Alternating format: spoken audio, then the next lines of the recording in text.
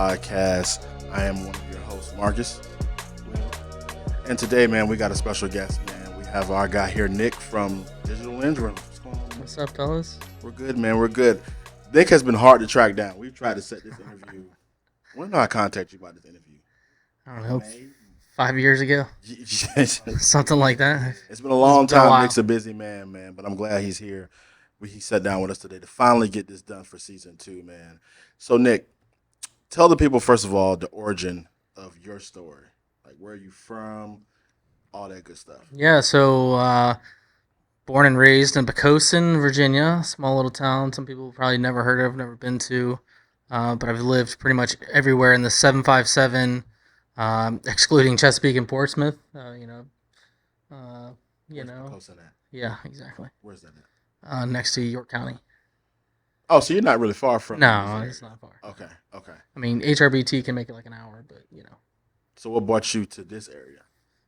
So, I'd lived in Virginia Beach for a while, and I had a daytime job in Hampton, and then I was like, Virginia Beach is too far. Let's kind of get closer to Norfolk. Moved to Norfolk. I said I would never live in Norfolk. I was robbed at gunpoint in Norfolk. So well, you made the smart decision to stay out of Portsmouth. So. Well, yeah. You were robbed at gunpoint in Norfolk? Yeah. Holy shit! Like when you were younger? No, I was. It was probably 28. Oh, for what? Like your stuff? Like your gear? You are No. It wasn't even photography related. So I'm like one of those weird people who love having multiple jobs. So I was working a part-time job at the ABC store right down the street from here, and these guys roll in and had masks on. They came straight to me. $238. Never forget it. Gun 2 inches from my face. The typical It was, I'm about to say the robber. 4 bottles of Ciroc. I'll be there. 4 bottles of Ciroc and all the money. Wild. Outside of happily said whatever y'all want. It wasn't my money. It wasn't my liquor. My money, not my liquor. So photography. A lot of people. I don't know if a lot of people know. Do a lot of people know you started photography first before you? Or are people surprised when they find out you do? I think people are more surprised actually at the fact of what I photograph.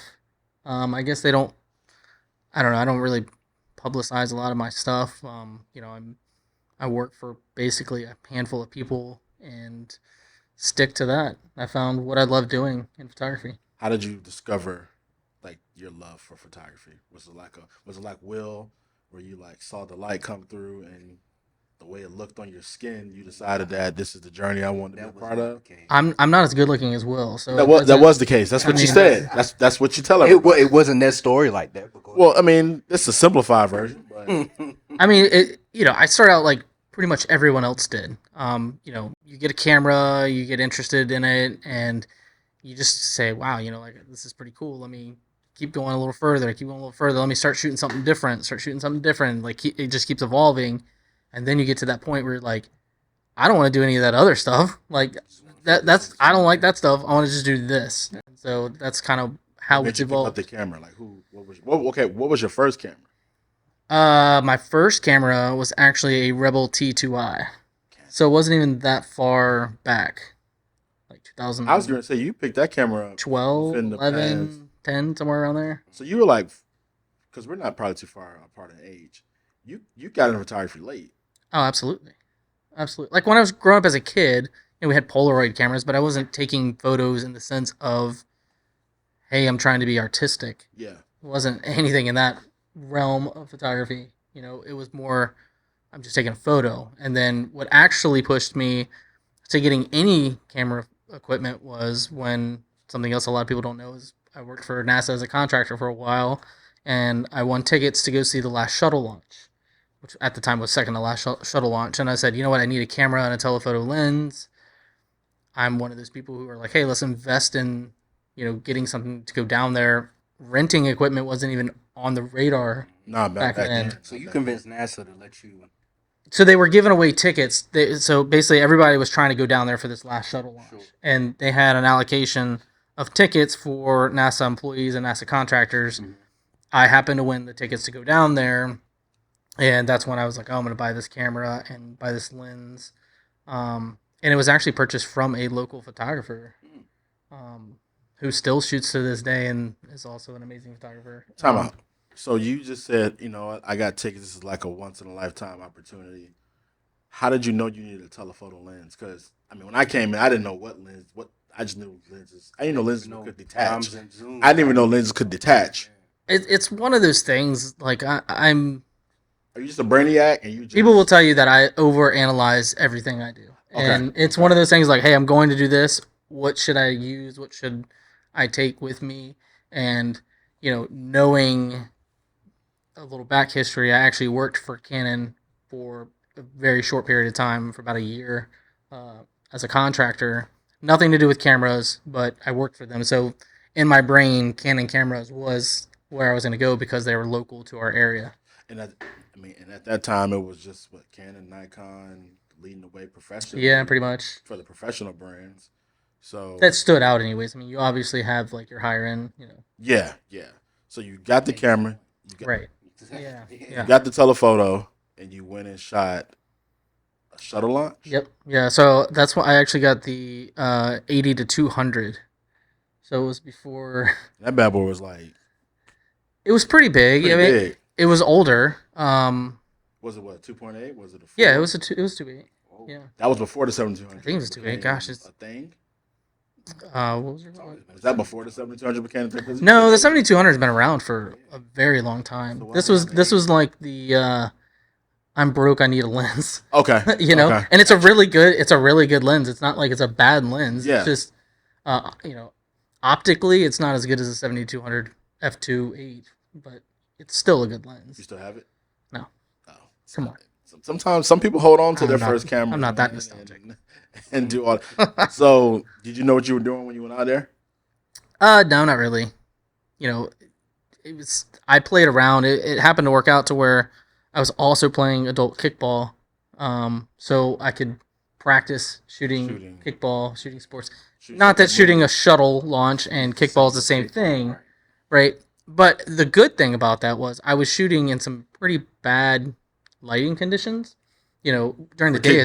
Yeah, for kickball, right? The day is fine. Sun's going down. Yeah, so we're doing it at the Peninsula Pilots Stadium. So, baseball stadium lighting. Horrible. Horrendous, right? That's when you learn, like... Especially when you don't know the light's going to cut on around a certain time. It's like, whew. Yeah, that's when you look at your photo and go, well, why is this picture brighter than this picture? And they were back to back. And then you start going into light frequencies and waves. That's That's what I always say, though. It's like practicing will... Like a question. Right. Will always look like, why is this happening? Right. You have to be willing. Yeah. You gotta question it. If you don't have the willpower to question anything you do, I don't think you're going to learn as well, right? You have to be willing to screw up. You have to be willing to go, well, this looks like trash. Why do these other photographers right.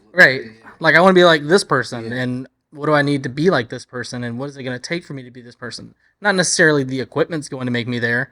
Maybe it will, right? If you're shooting with f4 at night versus f2.8, that's a world of difference. So, and that's just what, 3, almost 4 stops away. Yeah. So. You still have the pictures?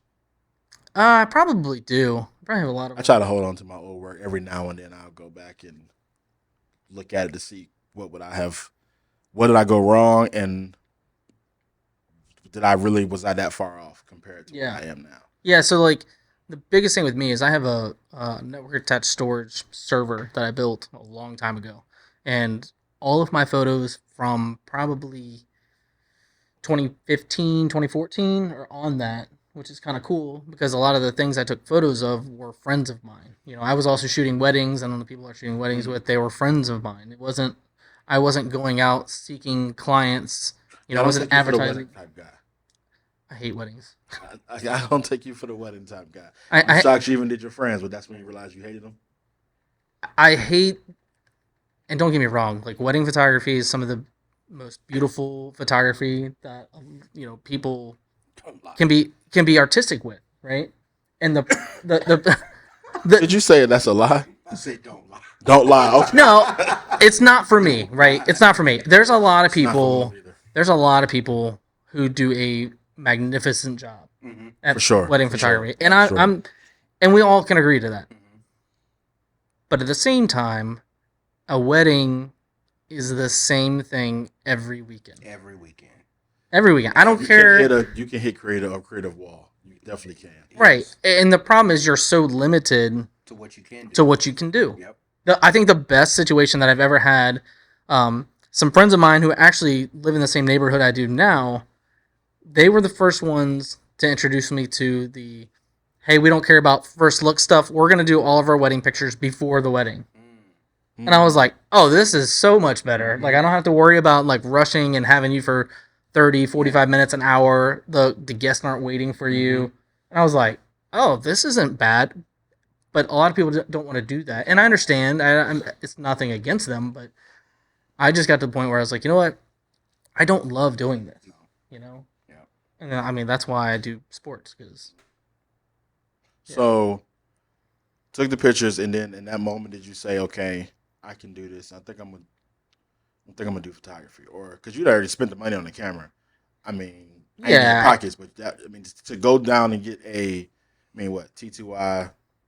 That's it's a consumer It's camera. like $800. Say it's still those were kind of expensive when they came $700, out, something like compared that. to what they are now. Yeah. To go out and spend as much money as you did, $400.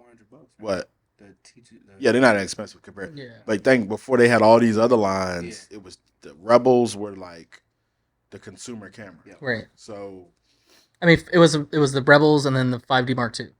yeah, and then they did the 6D eventually. Right. And then you had what, the 1DX, if that was a thing. 1DX. Well, you had 1D Mark III. You had obviously 1D Mark II, 1D Mark III, 1D Mark IV, 1DX, etc., etc. So to go spend all this money just to shoot, I mean, I get it, a big moment.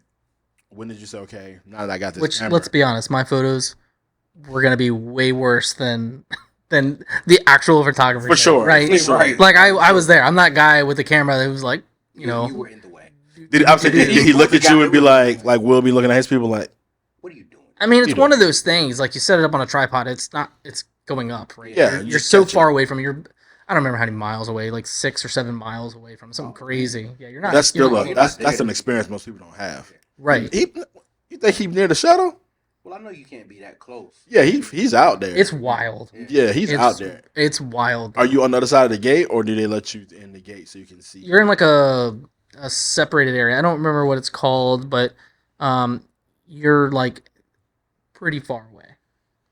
Like, you can see everything, but it's not like you could pick out detail Yeah, of the shuttle as it's going up. You're not that close. It's like a bright light, and you can see that it's the shuttle, and it's, I mean, I don't know, it's probably an inch big, 2 inches big. It's not very big from where you're standing. But the sound is what is wild. yeah. It's a sound I've never heard my entire life. I'll probably never hear it again, because unless you go see, one of the newer heavy lift rockets down Cape Canaveral. Was a delay from the sound from when you saw lift off? Oh, when yeah. The sound finally reached you. Yeah. And it's weird because Experience. it's like someone turns the volume up. Out of nowhere. It's so weird. And it's like a weird shockwave of sound of like flashback to high school, and your buddy's like, man, I got this sub in my car. He turns it up, but it's like distorted, Yeah. and it sounds bad, but like in this situation, it sounded like wild sounding. It's just weird. Sound you'll never probably forget. No, I'll never forget it. So to spend that money on that camera. Yep. Then what? I mean, you got it now. So what? Yeah, so I mean, I started taking photos at the kickball stuff, and my girlfriend at the time worked for a marketing company, and she did a lot of work for Chevrolet, which was kind of cool because it got me in a couple of different areas just by being lucky of being there. Took some photos of some different things, and then that's kind of what spawned me into my concert stuff, because I was shooting for her, for Chevrolet, for the Patriotic Festival back in 2013, I think it was. And I just reached out to the Patriotic Festival, and I was like, hey, I took these pictures, some pictures of Darius Rucker. Feel free to use them however you want. Mhm. Right? No, nothing. I'm doing what everyone does now that we all hate, like, oh, this guy's working for free. We all do it, right? We all started. we all did it. We all did it, and we all hate the people that do it, but we can't hate them that much because we were also there. Exactly. So I sent it to them, And that turned into a really good relationship. Who I'm still in contact with the people who run it, and I'm very close with them. Their son is like a little brother to me. It's crazy. I need to be in Patriotic Festival next year, man. Okay, I need that. I can maybe happen. So now that it's moved to the scope, it's different because it's so limited. What is that, by the way? Yeah, the scope. What's Patriotic Festival? Yeah. It's like country music festival that used to happen at the oceanfront. But I think you say you be hate. I mean, I get it doing it for free, but almost like you kind of have to. Absolutely. There's no way around it, really. Just shoot your shot, and hopefully, if they take it, I mean, Right. where they got to lose? Right. If it's one pitcher, I mean, but isn't that what they do for like sports games, like professional games now? Anyway, Yeah, the press whole passes the and- pro. There's a lot of negative things that are happening in the pro side of sports where you have. I don't want to call them like fake credentials, Okay. but it's credentials for something that is made by people who just want to access it and act as if they're media for someone. Well, you can If that print makes off a page. sense. Yeah, you can print it off Yeah, I mean, like You you can have turn off a pass and just walk in if you want it. if you do it the right okay way. in some situations. Yes. Good. Like ODU, Absolutely. because you do ODU football, right? No, I do Norfolk State. Norfolk State Yeah, football. Norfolk State. How many guys are out there with press passes? Um, Because you're like officially for the school. right. Yeah. So for Norfolk State, there's me as a contracted person, and then no more than 3 other for Norfolk State. So Maybe 4. you can kind of tell when who's really supposed to be here. Right. Who kind of like just You know who is who. who got who in that basically. Like, situation. so it Well, doesn't y'all make you look done like it year after year, so you pretty much know. I've been with Norfolk State since like 2015. Okay. Yeah. so you can really like BS your a media pass to get into a game. Oh, I mean, you could 100%. So there's some games that are going to be difficult. ODU, for example, is very stringent on some of the things they do. But Totally the wrong thing. So I can get into. But- So how would I finesse a Wizards game? Why would you talk about okay, it? all right. You want? I'll give you some little bit of insight. I'm sure if I'm caught, I'm banned for life. But I mean, not necessarily. You can literally Google a press pass and print sports photography press pass, and you can pay a fee, and they will print you out a press pass that says media, sports photographer, whatever. And then you go to the media office. You say, I'm shooting for Giphy. media photos Like, yeah. but then once you open your instantly.com mouth, or whatever. guys like you can be like, okay, man, come on. You know. So when I had the honor and privilege to go down to Fort Worth when Norfolk State played Baylor, right? Yeah. That was like hardcore serious. You're not getting in here unless your name's on a list, you have credentials, you're not making it through this door. You weren't making it through the doors at Dickey Arena. Makes sense. Yeah. Right? I mean, that was it a has whole different that's a world that was probably the first time I've ever been shell shocked, right? Yeah. You go to some other pro events, you can reach out to people and say, hey, I want to go shoot the Commanders or the Redskins or whatever their name is now. You can reach out to them and say, hey, I want to go shoot this. Do you have an availability for me to jump on a media team to request credentials? I'll supply photos, no charge to you. I'll pay for my room and board. I'll pay for my gas. Oh, okay, yeah. I mean, yeah. Yeah, like you're footing all the bills. Like, Just to get I on know, the sideline. I know plenty of people who have gone and shot pro sports. I'm like, cool. How much did you get paid for it? And you talk about being. Now look at your reaction. I just figured out somebody that's doing that. That's all, bro. Right. I mean, we probably know the same person.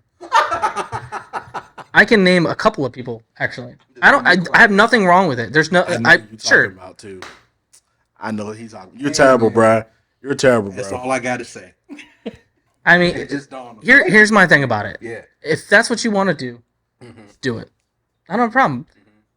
I'm to the point now where I'm like, do I really want to work for free? Yeah. Of course not. Do I want the experience? 100%. Yeah. Do I want to pay to drive up there? Do I want to pay for my hotel? Do I want to pay for everything Mhm. just to be like, I shot It's not worth it. this. Yeah. Now, if you tell me, hey, I'm going to the Olympics, Am I right? Am I right? you're gonna have to pay me. Oh, definitely. Hold on, Am I right?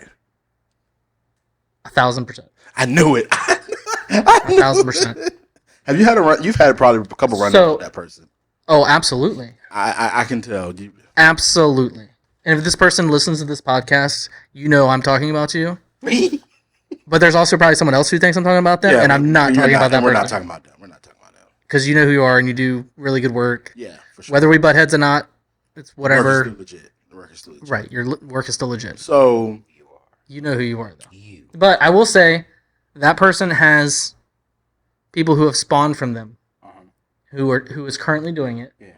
And I feel bad for that person because I'm like, this is not how you're going to make a living. You are not going to make a living doing this, being taken advantage of for some media outlet. Yeah.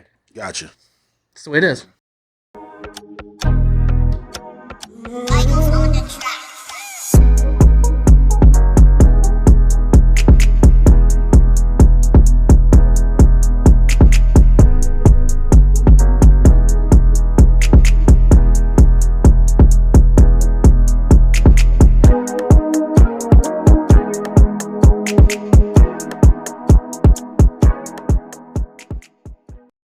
Pause and action. You like this interview? You like the knowledge you're getting? You like our guests?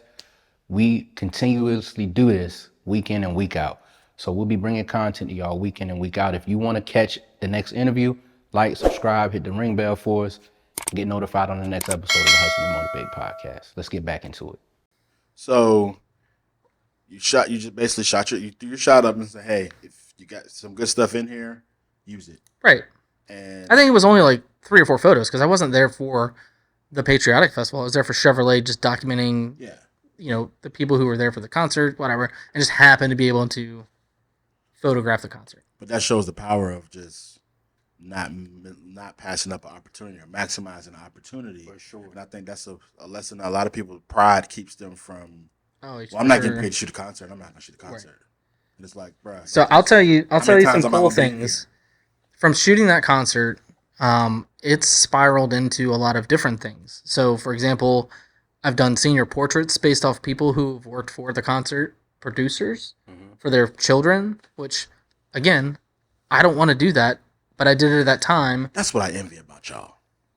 I mean, envy photographer because there's so far you can go with it. Like you become a family photographer out of nowhere.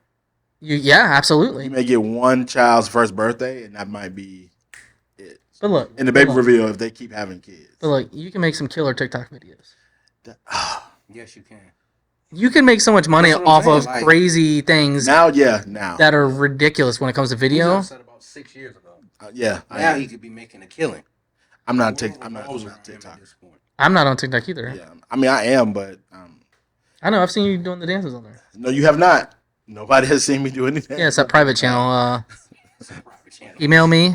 He's got an OnlyFans. Yeah. So it turned into being more business, just from that. It kind of worked its way into that. And I have no regrets about shooting what I shot for free and supplying people with free photos. I still will do it every now and again, just because it keeps me fresh in the sense of doing something different. Like, so why do y'all have problems with the people who do it?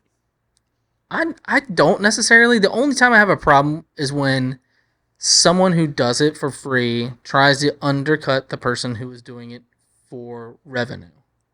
In the sense of this, if you came to me and you said, hey, Nick, I'd really love to shoot sports. I'd really love to learn sports, baseball, football, volleyball, whatever. I'm more than willing to help you. But then if you go around and go, hey, well, I'm also going to, submit a proposal on your contract for next year after I taught you, like, don't. That's wild. It's kind of like biting the hand that feeds you in a sense. No, that's not. That's biting the hand that taught you everything you know, and you're going to come after my contract. So basically, like, you're going to have to and you're most likely undercutting me anyway. Right. If you're submitting, trying to get the contract. And the way, the way that I got Norfolk State, I made it very clear to Norfolk State that I am not taking Norfolk State away from the person who was doing it, because that person also helped me get into some photography in the sense of, they opened the door to say, hey, this is the possibilities. And I said, okay, cool.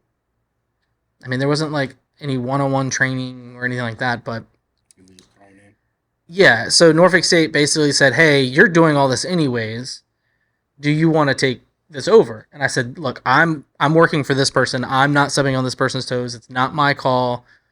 Whatever is discussed is between you guys behind closed doors. If the opportunity opens, I'll do it.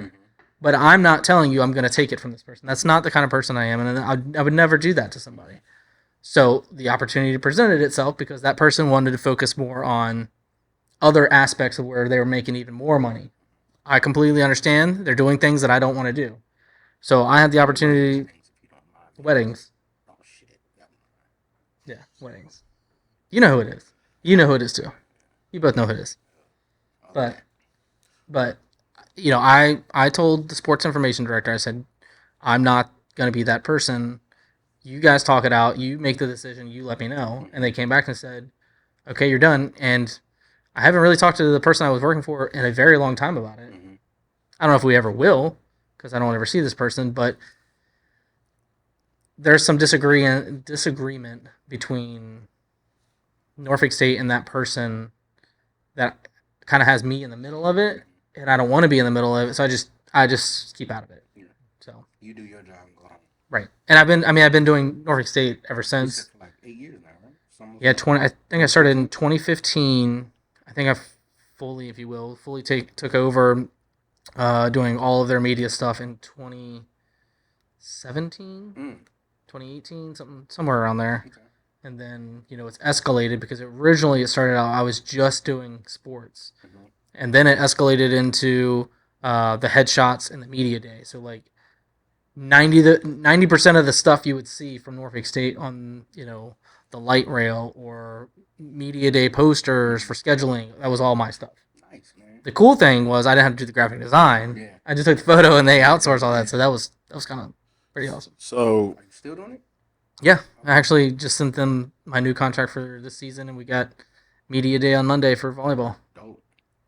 And what's cool about that is if you have the opportunity, even if it's like a little league or even if you have a brother or something that plays a sports and you're a photographer, like literally take every aspect and every ounce of energy you have and utilize it on that person because you can do some crazy cool stuff and you're not limited by your creativity with it. So when we do media day, like we can do whatever we want. We have somewhat of a guideline. We have somewhat of an idea of, you know, what we're looking for as far as the final product, like, you know, a little bit more darker, bolder, edgy kind of photos than just whimsical wedding, like, you know, yeah, you know what I'm talking about.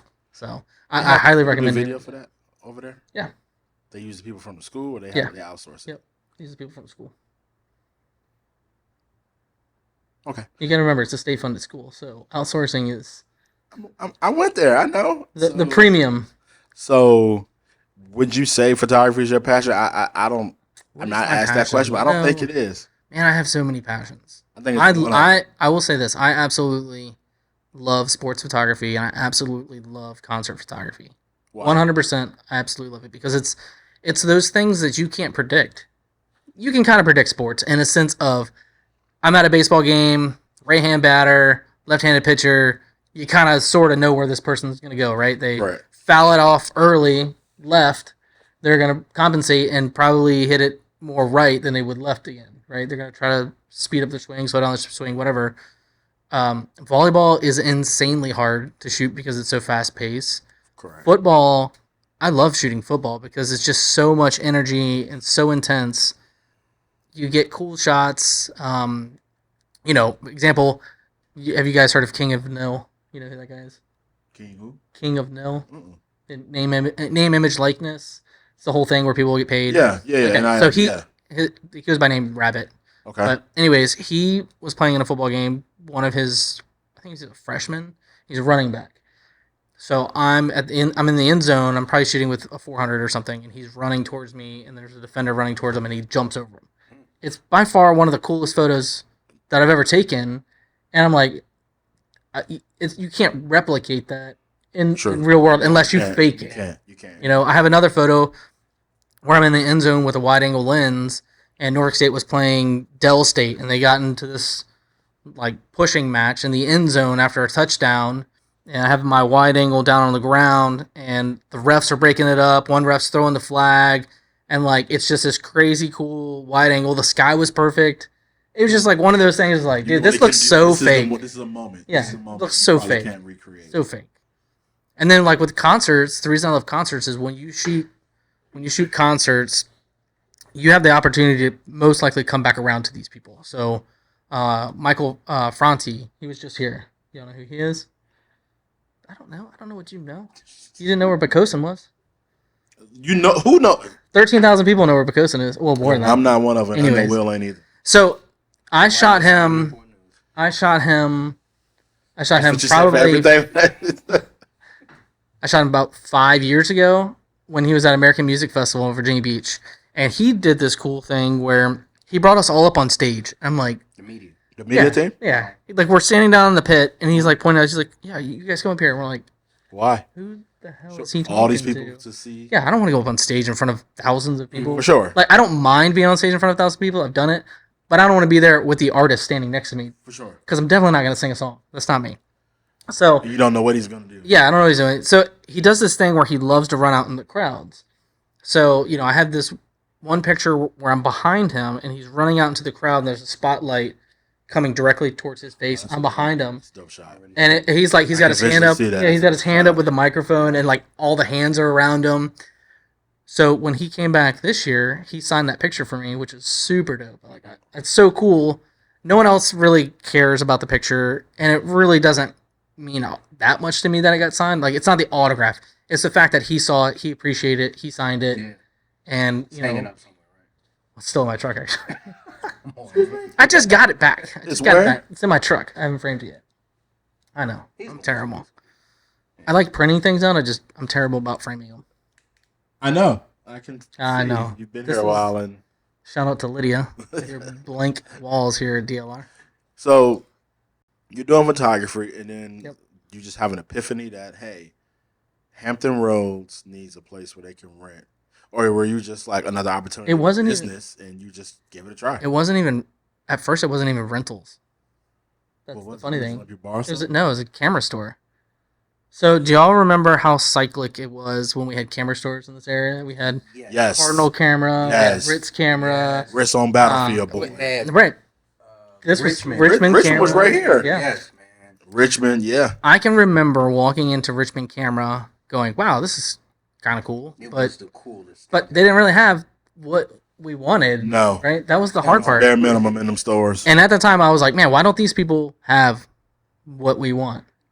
I definitely know now, but, I was like, why don't they have what we want? They can always order me something, but why not just order it online? Exactly. So I got to pondering about it. I was like, man, it would be so cool just to open up a camera store. I mean, remember we had Hamburgers Photographers Network on Facebook at that time, which, I mean, obviously we still do. We need to get there. So we had at that point we had like, I don't know, 2,500, 3,000 members or something like that, in a group. And I was like, I was talking to my buddy Jerry, who is also a fantastic photographer and an extremely awesome human being. Rodriguez? I said extremely nice human being, fantastic guy. Rodriguez. Is that his last name? He's also a nice guy, but Navarrete. My bad. Sorry. I mean, I like. They look the same. I'm not getting into that. Yeah.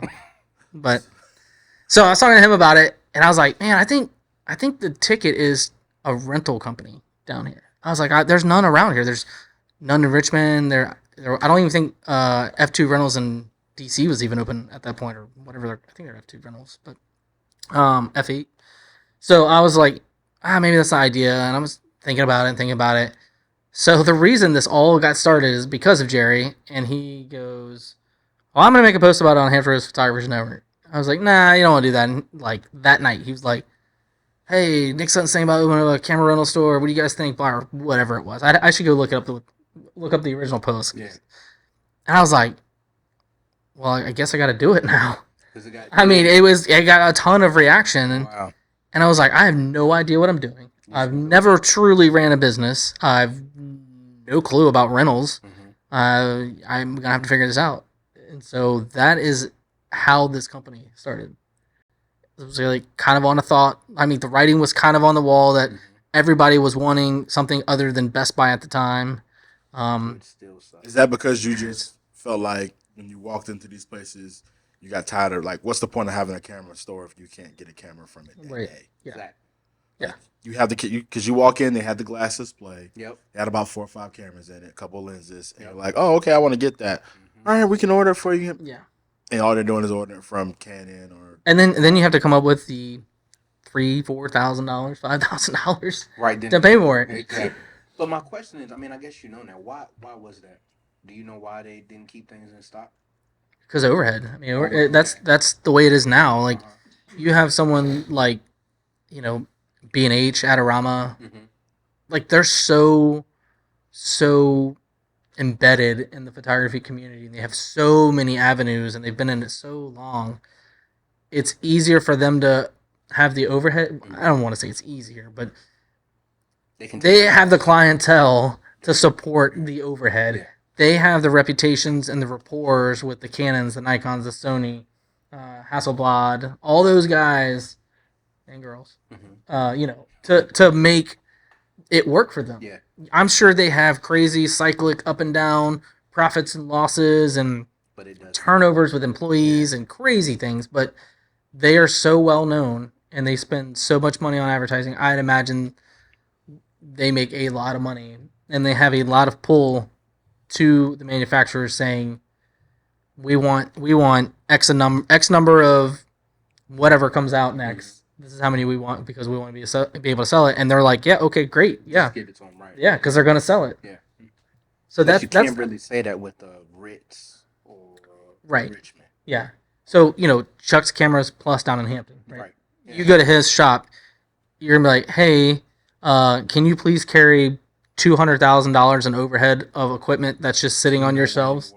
Yeah. Yeah, you would be, you would never financially recover as the Lion King was. No. What's his name? Not the Lion King.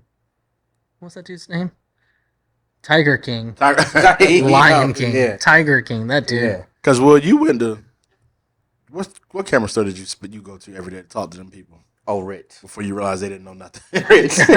Ritz. I will go. I remember walking into Ritz in the mall. Yeah, Lennon. Yeah. That's where I went. I used to hang out in there every day after like, across from the merry-go-round. Yeah. Well, I don't know about the merry-go-round. I was too tall for that. I could imagine. That's a lie. I could imagine the day because Will was an impatient guy. Yeah. I can imagine if you had the money, you walked in there and she told you, "We got to order." You'd be like, "Excuse me, go order what? Go order what? You better go back there and find the camera." Like, yeah. You know how hard I had to work for this camera. I just. Will would be like, "I'm waiting on this merry-go-round, and when I get home, when I get back, Revolutions, it's done. Yes, man. You better have my camera ready for me." No, man, I enjoyed that store though. That was I learned a lot in there. I printed off a picture one time of this bride and the groom standing in the background. He was out of focus. She was in focus. And I was like, I want to take pictures like that. So I had a 5.6 lens at the time. And I'm trying to take this picture. What's gonna happen? And it was not gonna happen. Stand 600 feet away. That was gonna work. That could have worked. But I printed off the picture and I brought it up there to Ritz and I was like, I want to take this picture. How do I take this picture? And the guy's like, well, you need a 1.2 lens. I was like, well, give me that right now. So how much it cost? Give me $800 right now. I was like, oh, Never mind. So, yeah, man, that I think it was cool to have that around, man. So yeah, I mean, camera stores in general are cool to have around. Cool to hang out in. Yeah, yeah, just like music stores. Yeah, pretty right. much. Yeah, right. Like there was I remember I saw a record store open up on Granby Street. I was like, that's such a cool spot. It is. Vinyl. I have no clue how you make money and survive. Man, you'd be surprised, man, because it's a thing now. Vinyl's well, back. now it is, but back then, you're like, for sure. Like I was renting a cheap space on Granby Street, and I was like, yeah, because you were down there by. I was down by Hell's Kitchen. Yeah, yeah. So I started actually above Hell's when Kitchen. I first met you, which was crazy. That was crazy. Matter of fact, I think Will told me about you.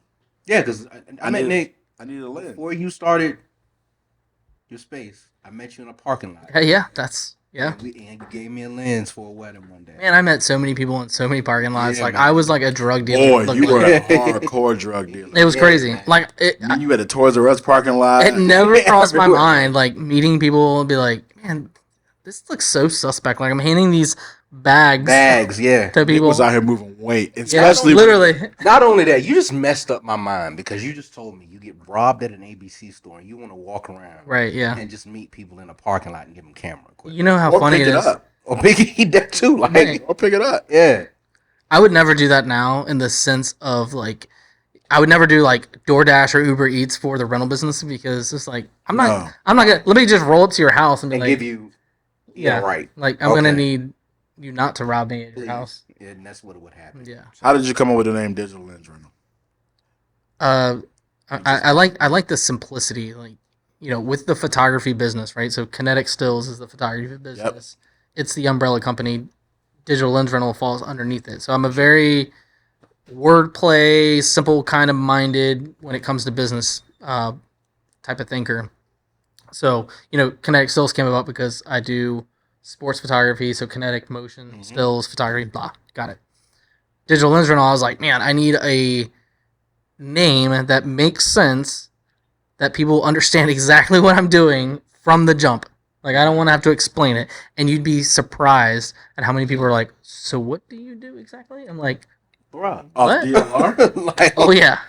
I had a guy, we were just talking about this today actually, with Zach Miller, and he was like, you remember that time that guy told you should change your name to like camera rentals? I was like, what? I was like, it's gotta make sense. Lens Rentals. Digital Lens Rentals. Even if you take digital out, there it is. So- Lens Rentals. Still there. So I got kind of lucky too. I'm going to be a little ageist right now. This had to have been a boomer that said this to you. It had, Absolutely. I figure. How'd that So be? we did all right. So we did boomer. I got asked to do what's called 1 million cups. Basically, you pitch your business in front of these people. They ask you a bunch of questions. It's I think it's a really fun time because you get different aspects of the business being asked from other people. And this guy was like, "I've got a question for you. Do you think your name is just a little confusing and maybe you should change it to like, I don't know, camera rentals or photography camera rentals?" And What about a lens is hard to well, my brain, literally my brain was like, are you just like thinking of what you would look in a Google search? Yeah. yes. Like that had to be what it was. Exactly. Yes. And so we left that day and we were just like, I can't believe he actually said I should change the company name. I didn't think it was bad. I thought it was pretty direct. DLRs. So you start DLR, you buy out the gate. How much equipment did you just come up with, or you just rent out your own? So I operated probably for the first year and a half, 18 months, debt-free, buying equipment only when I made enough revenue to buy more equipment. To add on. So I had like, I don't know, when I first started, 6 lenses maybe. All what? I had 7200, 2470, 1635. Standard Yeah, all your L standard glass stuff. that you probably. Most Yeah, at the people get. time I had my 1DX. No, I had my 1D Mark IV. Probably had another 70 to 200. And I was in this mindset of, you know, don't jump in. I mean, my business hours were 3 to 6 p.m. when I actually had a storefront. 3 hours. 3 hours, that's it. Because I was working full time. Wild. People would hate me right now. I It's did. like, I remember so many people. having to come down at 4:00, 4:30 To downtown Norfolk. closed in like 30 minutes, and you never know. And then the place you were working at was sketchy. The first office was sketchy. Yeah, because you had to like go through the door with, up With the no stairs, windows, because you couldn't up see the anything. stairs to another door. Yeah, And it it was was- just us. And you're like, you get greeted by him like, "Hey man, Yeah, What's up? what you here to pick up?" yeah. And That you was go, it. That like you looking back on that, that's when you realize you like, I had no idea What you what the hell I was doing.